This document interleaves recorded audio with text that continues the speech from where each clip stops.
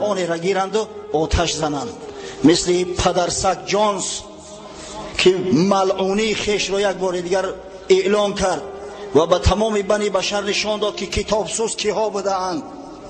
ببینه یهودی ها طعنه میزدن مسلمان ها را که مسلمان ها کتاب سوزند، مسلمان ها گویا کتاب های زردشتیان و دیگران را آتش زدیان، در صورتی که قسم به خدا یک دروغ محض است، دروغ محض بر تاریخ است. امروز حقیقت حال عیان است که کتاب سوز کیها هستند.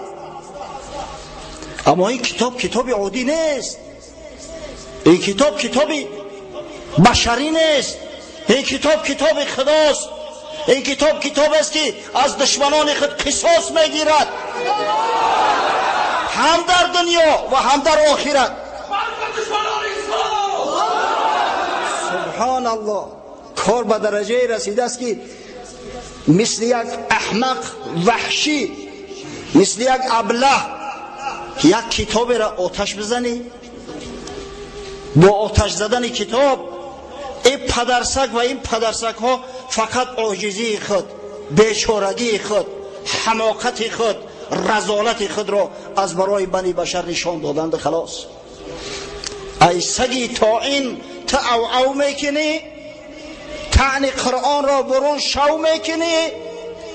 این نه آن شعر است که از وی جام بری، یا ز پنجه قهر او ایمان بری. از چنگ این قرآن تو نجات نمیوی پدرسک.